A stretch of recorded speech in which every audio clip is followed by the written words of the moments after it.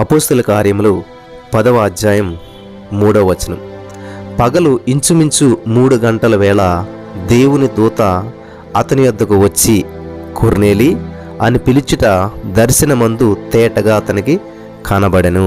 అపోస్తల కార్యములు 13. స్తోత్రం దేవా సర్వోన్నతుడ, ఈ సమయంలో నీ వాక్యపు వెలుగులో మమ్మల్ని అందరూ నడిపించమని, విత్తబడిచినటువంటి వాక్యం వ్యర్థం కాకుండా ప్రతి హృదయంలో నాటబడి ఫలించి నూరంతలుగా విస్తరించి పంటను కోసుకున్నట్టుకు అనుభవించుటకు ప్రతి వారికి సహాయం చేయమని నజరేయుడైన యేసుక్రీస్తు నామములో ప్రార్థించి నమ్మి పొందుకుని నమ్మ పరమ తండ్రి, ఆమేన్.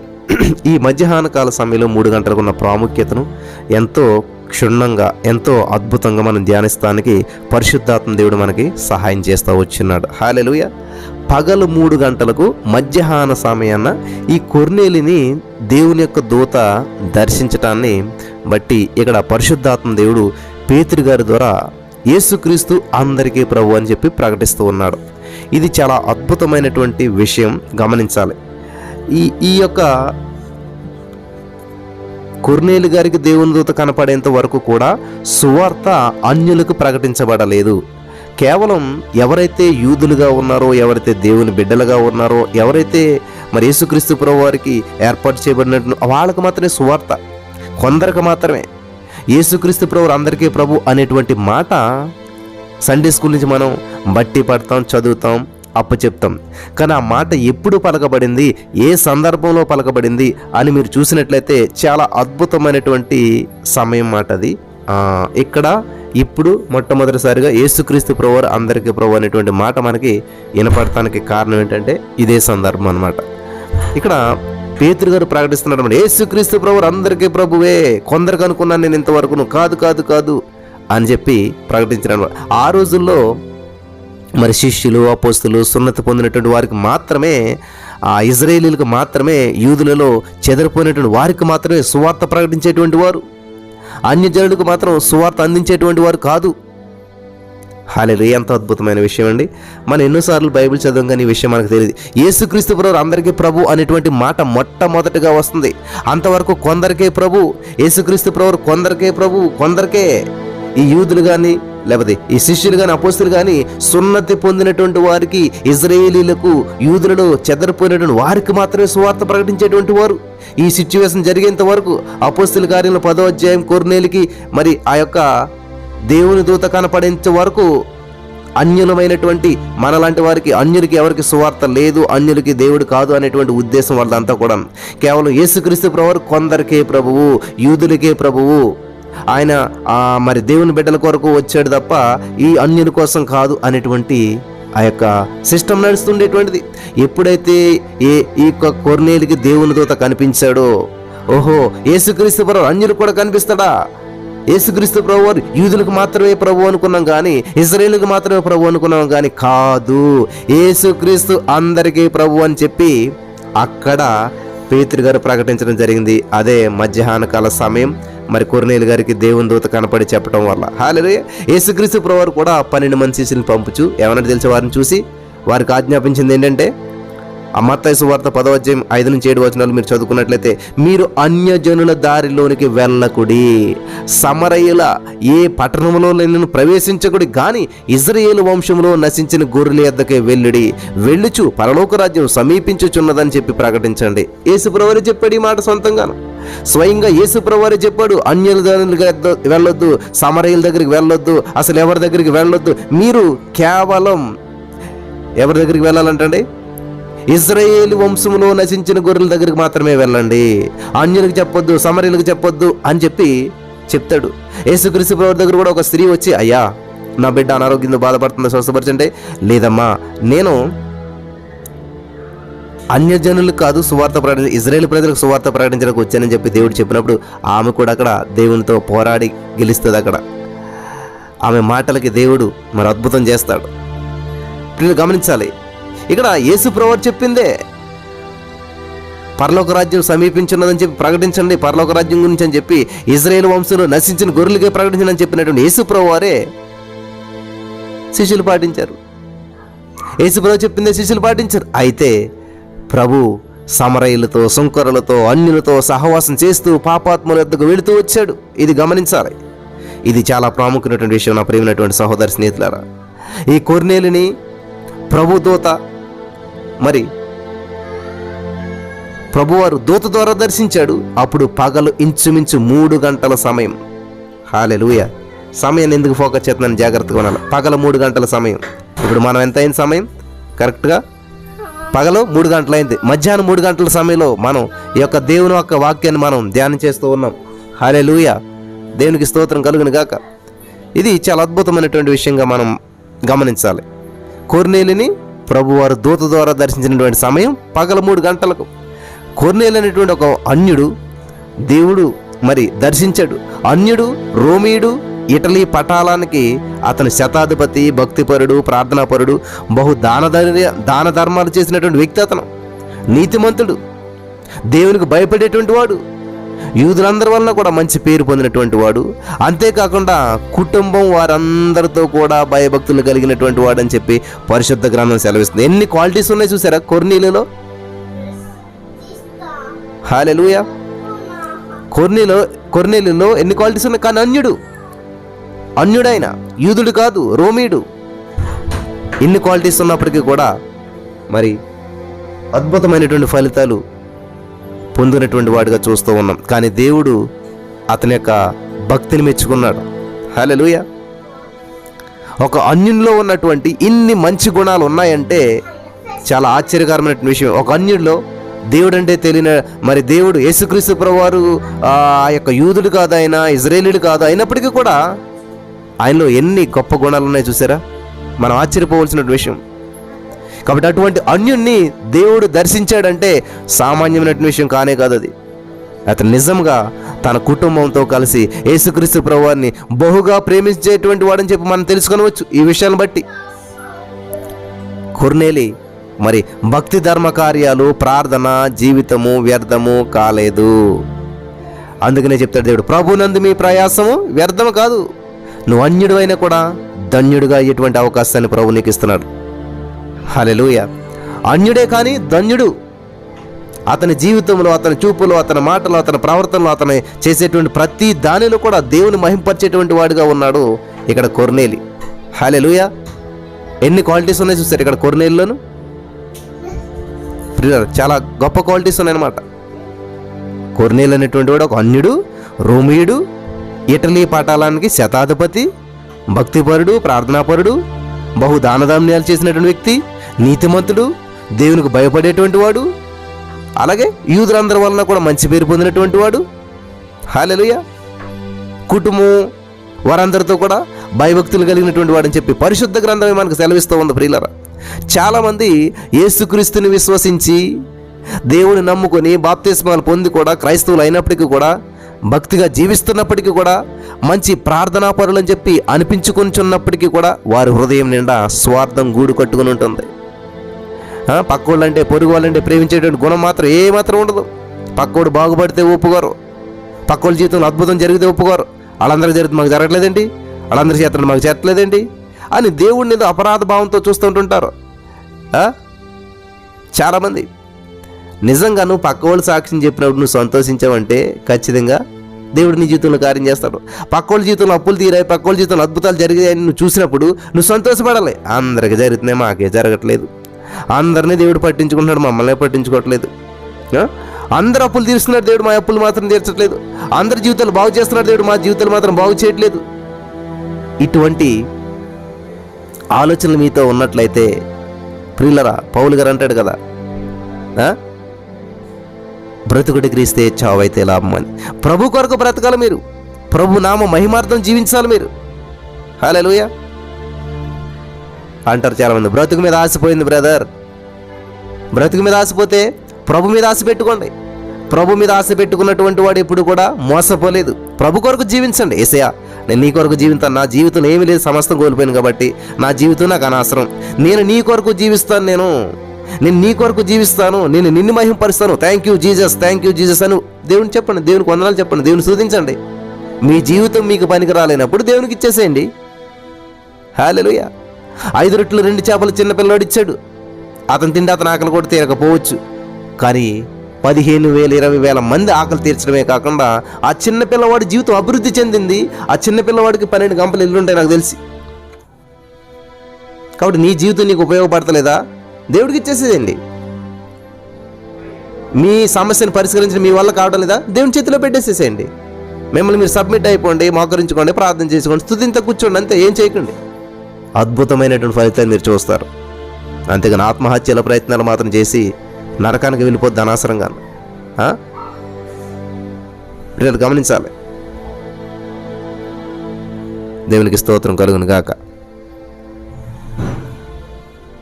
కాబట్టి ఈ రోజున ఈ మాటలు వింటున్న నా ప్రియమైనటువంటి సహోదరి స్నేహితులారా, ఎవరైతే పొరుగువాన్ని ప్రేమించరో, పొరుగువాన్ని ప్రేమించే గుణం మాత్రం చాలామందికి ఉండదు. చాలామంది పుచ్చుకునేటువంటి వారుగానే ఉంటారు కానీ ఇచ్చేటువంటి వారుగా ఉండరు. నేను నాది అంటూ ప్రాకులాడుతూనే ఉంటారు. గమనించాలి, ఇవి చాలా ప్రాముఖ్యమైన విషయాలు. కొర్నేలి మాత్రం దేవుని గురించి ఎరిగినప్పటికీ ఆయనకు రక్షణ లేదు. అయినప్పటికీ కూడా ఆయన ఒక నిజమైనటువంటి క్రైస్తవుని వల్లే జీవిస్తూ ఉన్నాడు. ఇతరుల మెప్పును ఆశించకుండా దేవుని బట్టి హృదయం అంతటితో కూడా ప్రార్థన చేస్తూ ధర్మకార్యాలు చేస్తూ అలా చేసినందుకు వాటిని దేవుడు చూశాడు. అవి ఆయన సన్నిధికి జ్ఞాపకార్థంగా చేరిని. మనం అనుకోండి, చిన్న ధర్మం చేసామనుకోండి, చిన్న సహాయం చేసామనుకోండి, దానికి పెద్ద కొండంత గుర్తింపు ఆశింతాం. మేము ఇంత కానుకిచ్చాము, అసలు మమ్మల్ని పట్టించుకోలేదు, మా ఫోన్ ఎత్తలేదు, మాకు ప్రార్థన చేయలేదు, మా గురించి ఆలోచించలేదు, మమ్మల్ని పట్టించుకోలేదు. లేకపోతే మనం ఏదన్నా ఎవరికన్నా ఒక బిర్యానీ పొట్లు ఏదన్నా ఇచ్చామంటే దాన్ని అందరూ చూడాలని చెప్పి పెద్ద ఫోటో తీసి ఊరంతా మనం అడ్వర్టైజ్మెంట్ చేస్తాం కదా. మనుషులకు కనబడవాలని ఆడంబరం చేస్తాం. పేర్లు శిలాఫలకాలు రాయించుకుంటాం. గొప్పతనం ఘనత కొరకే దాన ధర్మాలు చేస్తూ ఉంటుంటాం, కానీ మనస్ఫూర్తిగా చేయమనం. కావున నీవు ధర్మం చేయనప్పుడు మనుషుల వలన ఘనత పొందవలనని కాకుండా, వేషధారులు సమాజ మందిరాల్లో వీధులలో మన వీధుల్లో చేసేటువంటి లాగా కాకుండా నీ ముందర బూర ఊదించవద్దు. మత్తయి సువార్త 6:2-4 చదువుకోండి. వారు తమ పాలన పొందినారు, నిశ్చయంగా మీతో చెప్పుచున్నాను, నీవైతే ధర్మం చేయనప్పుడు నీ ధర్మం రహస్యంగా నుండు నిమిత్తము నీ కుడి చెయ్యి చేయనది నీ ఎడమ చేతికి తెలియకుండా వలను. అట్లయితే రహస్యమందు చూచి నీ తండ్రి నీకు ప్రతిఫలం ఇచ్చును. హల్లెలూయా. కొర్నేలి ఏ మనిషిని మెప్పు ఘనత ఆశించకుండా, వేషధారుల వలె కాకుండా తన హృదయం అంతటితో కూడా దాన ధర్మాలు చేశాడు. కాబట్టి దేవుడు ఆయన యొక్క ధర్మకార్యాలను అంగీకరించాడు. దేవుని దూత కొర్నేలి దగ్గరకు వచ్చి కొర్నేలి అని పిలిచిట. దర్శనమందు తేటగా అతనికి కనబడినప్పుడు అతను ఆ దూత వైపు తేరి చూసి భయపడి, ప్రభువా ఏమని అడుగుతూ ఉన్నాడు. తేటగా కనబడినప్పుడు, తేరి చూచినప్పుడు దేనినైనా కూడా స్పష్టంగా చూడగలుగుతామని చెప్పి, నిజస్థితిని తెలుసుకోగలుగుతామని చెప్పి మనం ఆల్రెడీ గతంలో ధ్యానించాం, తేరి చూచడం అనేటువంటి విషయంలో. కొర్నేలితో ఇక్కడ దేవుని దూత నీ ప్రార్థన, నీ ధర్మకార్యాలు దేవుని సన్నిధికి జ్ఞాపకార్థంగా చేరాయి. నీవు ఎప్పటికీ మనుషులను పంపి బేతననేటువంటి మారుపేరు కలిగిన సీమోనును పిలిపించుము, అతడు సముద్రపు ధరను చర్మకారుని ఎంట దిగి ఉన్నాడని చెప్పిన అపోస్తలుల కార్యాలు 10:6. వింటున్నారా? చాలా ప్రాముఖ్యమైన విషయం. కొర్నేలి దేవునికి ఇష్టమైనటువంటి పనులు కార్యాలు చేశాడు కాబట్టి దేవుడు కొర్నేలిని దర్శించాడు. హెబ్రీ 13:16 ఏమంటుందంటే, ఉపకారమును ధర్మమును చేయ మర్చిపోకడి, అట్టి యాగములు దేవునికి ఇష్టమైనటువంటివి. మర్చిపోయారా? ఎంతకాలమైంది మీ పక్క వాళ్ళకి హెల్ప్ చేసి మీరు? కపెర్నహూములో మరి యొక్క మంచివాడైనటువంటి శతాధిపతి కనిపిస్తున్నాడు. ఈయన తండ్రి లాంటి స్వభావం కలిగినటువంటి వాడు. హల్లెలూయా. అటువంటి వాడిగా కనబడుతున్నాడు. తన దాసుడు రోగిగా ఉంటే యేసుని గూర్చి విని తన ప్రియమైనటువంటి దాసుని స్వస్థపరచమని చెప్పి యూదుల పెద్దలతో చెప్పి పంపించాడు. ఆ యూదుల పెద్దలు యేసుక్రీస్తు ప్రభువు వద్దకు వచ్చి, నీ వలన మేలు పొందుటకు అతడు యోగ్యుడు, అతడు మన జనులను ప్రేమించి మనకు సమాజ మందిరం తానే కట్టించిన అని మీరు లూకా సువార్త 7:2-5 చదువుకోండి. బతిమాలుకుంటూ ఉన్నారు వాళ్ళు. యూదులు యెరూషలేములో ఉన్నటువంటి ఆలయాన్ని మాత్రమే దేవాలయంగా పిలిచేటువంటి వారు. ఇతర ప్రాంతాల్లో ఉన్నటువంటి ఆలయాల్ని వారు సమాజ మందిరాలని చెప్పి సంబోధిస్తూ వచ్చేసేవారు. అసలు వాళ్ళు యూదులు, ఆపై మోసే ధర్మశాస్త్రాన్ని పాటిస్తూ అబ్రహాము సంతానం అని చెప్పి గర్వంగా చెప్పుకునేటువంటి వారు, ఆచారాలను పద్ధతులను ఖచ్చితంగా ఆచరించేటువంటి వారు. అలాంటి యూదుల పెద్దలు ఒక అన్యుడైనటువంటి శతాధిపతి గురించి, ఆయన చేసినటువంటి పనుల గురించి, ఆయన యొక్క మంచితనం గురించి యేసుక్రీస్తు ప్రభు వారికి వివరించి ఆయనను అంతగా బ్రతిమాలారంటే నిజంగా ఆయన మంచి సాక్ష్యం కలిగినటువంటి వాడు అంటాడు కదా. యేసుక్రీస్తు ప్రభువారు ఆ యొక్క యూదుల పెద్దల మాటలు విని శతాధిపతి ఇంటి దగ్గరకు వచ్చినప్పుడు ఆ శతాధిపతి ఎంత దీనత్వం చూపిస్తున్నాడు, ఎంత తగ్గింపు, వినయంతో మాట్లాడుతున్నాడు. చాలామంది ఎలా ఉంటారు, కొద్దిగా అధికారం, కొద్దిగా ఆదాయం లేక కొంచెం ఉద్యోగం ఉందంటే చాలా గర్వంగా ఫీల్ అయిపోతారు, ఎగిరెగిరి పడతారు. ఉద్యోగం రానంత వరకు రోజు ప్రార్థన, రోజు లైవ్, ఎప్పుడు వస్తుందా అని ఎదురు చూస్తారు. ఉద్యోగం వచ్చాక మళ్ళీ కనపడరు, గర్వం వచ్చేస్తుంది, ఎగిరెగిరి పడతారు.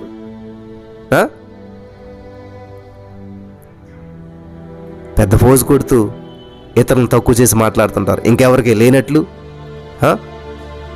గొప్ప ఇదైపోతుంటారు. పిల్లలు ఇన్ని ఉన్నటువంటి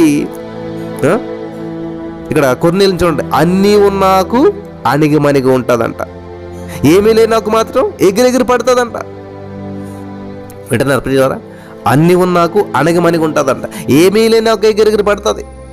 పూర్వకాలం ఈ యొక్క పెళ్ళిళ్ళు అన్నాలు వడ్డించాలంటే ఇస్తరాకుల్లో పెట్టేటువంటి వారు. ఇప్పుడు పేపర్ ప్లేట్లు ఇంకా అలాగే వచ్చినాయి అన్నమాట. ఫర్ ఎగ్జాంపుల్ పేపర్ ప్లేటే తీసుకోండి, కూర్చోబెట్టి అందరికీ టేబుల్ వేసి పేపర్ ప్లేట్లు పెట్టి ఫ్యాన్ పెట్టారు అనుకోండి, ఎగిరెగిరి పడుతుంది, అది ఎగిరిపోతుంది. అదే ప్లేటులో ఒక పక్క స్వీటు, ఒక పక్క రైసు, కర్రీ ఇవన్నీ వేస్తే అన్నీ ఉన్నాయి కాబట్టి అది అణిగిమణిగి ఉంటుంది, ఏం కదలదు. ఏమీ లేని నాకు చూడండి గాలికి ఎగిరెగిరి పడుతుంది అనమాట. అలా ఈరోజు చాలామంది మనుషులు కూడా ఏమీ లేకపోవటం వల్లే, ఏమీ లేకపోయినా సరే ఎగిరెగిరి పడుతుంటుంటారు. ఈ శతాధిపతికి అన్నీ ఉన్నా కానీ చాలా వినయ విధేతలు చూపిస్తున్నాడు. యేసుక్రీస్తు ప్రభు నా ఇంటికి వచ్చుట నేను పాత్రుడు కాను, ఆయన యొద్దకు వెళ్ళుటకు కూడా పాత్రుడును ఎంచుకోనలేదు అంటున్నాడు. కాబట్టి ప్రభువును శ్రమ పుచ్చుకొనవద్దని చెప్పి ఆయన మాట మాత్రం సెలవిస్తే చాలు నా దాసుడు స్వస్థత పొందుతాడని చెప్పి ఎంతో విశ్వాసంతో తన యొక్క స్నేహితులతో చెప్తున్నాడు. లోక 7:8 చదువుకోండి మీరు. నేను సహా అధికారములకు లోబడిన వాడను, నా చేతి కిందను సైనికులున్నారు, నేను ఒకను పొమ్మంటే పోను, ఒకను రమ్మంటే వచ్చి నా దాసుడు చేయమంటే ఇది చేయనని చెప్పినట్లు ఆయనతో చెప్పుడని వారిని పంపెను. చూసారా?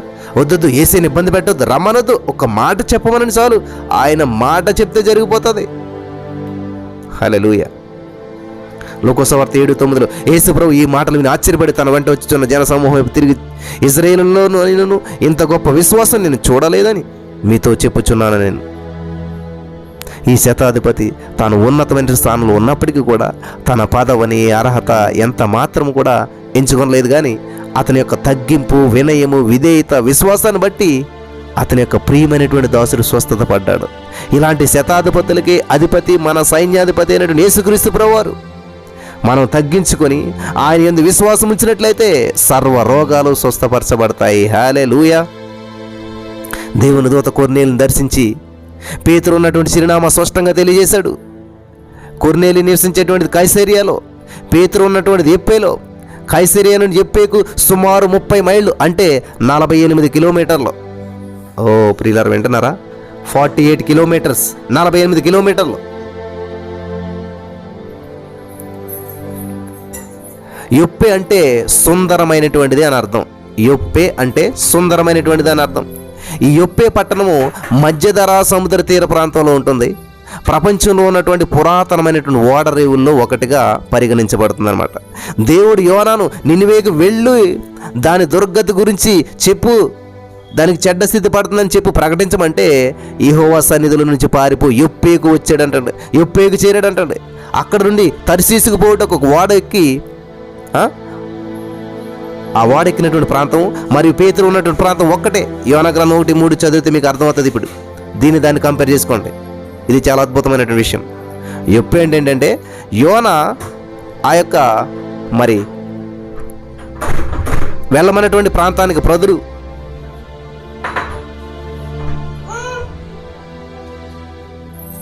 ఇక్కడికి వస్తాడు కదా. ఆ యొప్పే పట్టణం మధ్యధరా సముద్ర తీర ప్రాంతంలో ఉంటుందన్నమాట. కాబట్టి దేవుడు యోనాను హల్లెలూయా నినివేకి వెళ్ళమంటే ఎక్కడికి వచ్చాడైనా? ఎప్పటికి వచ్చాడు. అదనమాట. యోనా 1:3 ఉంటుంది. ఈ విషయం మీరు చదువుకోండి. కాబట్టి ఇక్కడ యెరూషలేము మందిర నిర్మాణ సమయంలో తూరు రాజు అయినటువంటి హీరాము ఆ లెబానోను నందు మరి కొట్టించినటువంటి మురానులను సముద్రం మీద యొప్పేకు పంపాడంట. 2వ దినవృత్తాంతాలు 2:16. చూసారా యొప్పే గురించి ఎక్కడెక్కడ ఉన్నాయో. ఆదికాండం 6:10 మీరు చూసినట్లయితే ఈ పట్టణమును నోవహు కుమారుడైనటువంటి యాపేతు కనుగొన్నాడని చెప్పి ఆయన పేరును బట్టి దీనికి యాపో అనే పేరు పెట్టబడిందంట అని ఒక నమ్మకం కూడా ఉన్నది. అసలు యొప్పే ఎలాగొచ్చింది చూసారా? యొప్పే అనేటువంటి పట్టణం ఎలాగొచ్చింది తెలుసా? ఆదికాండం 6:10 మీరు చదివినట్లయితే ఈ పట్టణాన్ని నోవహు కుమారుడైనటువంటి యాపేతు కనుగొన్నాడని చెప్పి ఆయన పేరుని బట్టి దీనికి యాపో అనే పేరు పెట్టబడిందంట అని ఒక నమ్మకం కూడా కలదు. ఇది క్లారిటీ అయితే ఏమీ లేదు కానీ హల్లెలూయా, చాలా విషయాలు దేవుడు తెలియజేస్తున్నాడు. సత్క్రియలను ధర్మకార్యములను బహుగా చేసి ఉన్నటువంటి తబిత అనేటువంటి శిష్యురాలు కాయిలా పడి మృతి చెందేంతగా పేతురు మోకాళ్ళను ప్రార్థన చేసి తబిత లెమ్మని చెప్పగా ఆమె కన్నులు తెరిచి కూర్చున్నది. అద్భుతమైన దృశ్యం కూడా ఎక్కడ జరిగిందంటారా? ఇదే పట్టణంలో జరిగింది. చెప్పేలేనే అపోస్తలుల కార్యం 9:36-43 కూడా మీరు చూడొచ్చు. హల్లెలూయా. అలాగే పేతురుకు దర్శనం కలిగింది కూడా ఇక్కడే. ప్రస్తుతం ఈ యొక్క పట్టణము 60,000 మంది కంటే ఎక్కువ జనాభాతో గొప్ప పట్టణంగా ప్రసిద్ధి చెందినట్లు చరిత్ర చెబుతుంది. 60,000 మంది కంటే ఎక్కువ. కాబట్టి ఈ ప్రాంతము దాను గోత్రికులకు స్వాచ్ఛంగా ఇవ్వబడింది. యెహోషువ గ్రంథం 19:46 మీరు చూడొచ్చు. ఇంత చరిత్ర ఉన్నటువంటి ఈ యొక్క ఓడరేవు ప్రాంతము చేపలను వేటాడేందుకు ఉపయోగించేటువంటి పడవలను నిలుపుటకు మాత్రమే ఉపయోగిస్తున్నారంటే. చూసారా? చేపలను అదే చేపలని వేటాడతారు కదా ఆ పడవలు, ఆ పడవలను నిలుపుటకు మాత్రం వాడుతున్నారట. మనుషులు కాదు, చేపలు వేటాడే పడవలు. హల్లెలూయా. ఈ యొక్క కైసరియా పట్టణ చరిత్ర మనం పరిశీలించినప్పుడు కైసర్ అనేటువంటిది రోమా చక్రవర్తులకు బిరుదు. కైసరియా అంటే కైసరుకు సంబంధించినదని అర్థం అన్నమాట. కైసరియా యొప్పే నుంచి 30 మైళ్ళు, కర్మేలు పర్వతం నుంచి 23 మైళ్ళ దూరాన ఆ మధ్యధరా సముద్ర తీర ప్రాంతంలోనే ఉంటుందన్నమాట. క్రీస్తు పూర్వం 25-13 మధ్యలో మహాహేరోదు కట్టించాడని చెప్పి, దీనిని నిర్మించడానికి 12 సంవత్సరాలు పట్టిందని చెప్పి, తనకు ఆప్తుడైనటువంటి కైసరి ఔగుస్తు పేరున దీనిని నిర్మించాడంట. సువార్తికుడైనటువంటి ఫిలిప్పు గారు ఇక్కడే కాపురం ఉండేటువంటి వాడు. అపోస్తలుల కార్యం 21:8 చూడొచ్చు మీరు. పౌలు 2 సంవత్సరాల ఖైదీగా ఈ పట్టణంలోనే ఉన్నాడు. అపోస్తలుల కార్యములు 23:23-33 వరకు మీరు చదవచ్చు. ఇక్కడ ప్రసిద్ధ క్రైస్తవ విద్యాలయం కూడా ఉండినట్లు చరిత్ర చెబుతుంది. ఇదే పట్టణంలోనే దూత కొర్నేలుని దర్శించాడు. అన్యులు మొదట యేసుక్రీస్తు ప్రభువును సొంత రక్షణగా అంగీకరించింది ఇక్కడే. ఇటువంటి గొప్ప చరిత్ర కలిగినటువంటి పట్టణములలో కొర్నేలి మరియు పేతురు ఉన్నారు. హల్లెలూయా. కైసరియాలో కొర్నేలిని, యొప్పేలో పేతురుని దేవుడు దర్శించాడు. హల్లెలూయా. దేవునికి స్తోత్రం కలుగును గాక. కొర్నేలి తన ఇంటి వారిలో 2 తన యొద్దకు ఎల్లప్పుడూ కనిపెట్టుకుని భక్తిపరుడైన సైనికుని పిలిపించి మరి సంగతి వివరించి ఎప్పుకు పంపించాడంట. హల్లెలూయా. ఇది చాలా అద్భుతమైనటువంటి విషయం నా ప్రియమైనటువంటి సహోదరి స్నేహితులారా. కాబట్టి ఈరోజు మనం గమనించవలసిన విషయం ఏంటంటే యొప్పేకున్నటువంటి ప్రత్యేకతను మనం తెలుసుకున్నాం. హల్లెలూయా. అలాగే మరి యేసుక్రీస్తు ప్రభువు అందరికీ ప్రభు అనేటువంటి మాట సండే స్కూల్ నుంచి మనం చెప్పుకుంటూ ఉన్నాం. అసలు ఆ మాట ఎప్పుడు వచ్చింది, ఎలా వచ్చింది అనేటువంటి విషయాన్ని కూడా మనం ఈరోజు ధ్యానం చేసుకుంటూ వచ్చున్నాం. కాబట్టి కొర్నేలికి దేవుని దూత కనబడినటువంటి సమయం మధ్యాహ్నం 3 గంటలకి. అలాగే పేతురు గారు కలగంటున్నటువంటి సమయం మధ్యాహ్నం. కాబట్టి ఈ రోజున ఈ మధ్యాహ్న కాల సమయానికి ఉన్నటువంటి ప్రాముఖ్యతను దేవుడు మనతో మాట్లాడుతూ వచ్చున్నాడు. హల్లెలూయా. అన్యులను ధన్యులుగా మార్చేటువంటి సమయం మధ్యాహ్న కాల సమయం. చూడండి, ఇక్కడ కొర్నేలికి మధ్యాహ్నమే, అక్కడ పేతురికి మధ్యాహ్నమే. అక్కడ దర్శనం వచ్చింది, ఇక్కడ దేవుని దూత దర్శించింది. కొర్నేలిని దర్శించినటువంటి సమయం మధ్యాహ్నం 3 గంటలు. అక్కడ పేతురు గారికి దర్శనం వచ్చినటువంటి సమయం మధ్యాహ్నం 12 గంటలు. కాబట్టి ఈ యొక్క మధ్యాహ్న కాల సమయంలో చాలా అద్భుతాలు జరిగేటువంటి సమయం. ఈ మధ్యాహ్న కాల సమయాన్ని ఎవరు కూడా నిర్లక్ష్యం చేయకూడదని చెప్పేసి ప్రభు పేరట మనం చేస్తూ ఉన్నాను. ఈ మాటల ద్వారా దేవుడు మనల్ని బలపరచును గాక. ఆమేన్.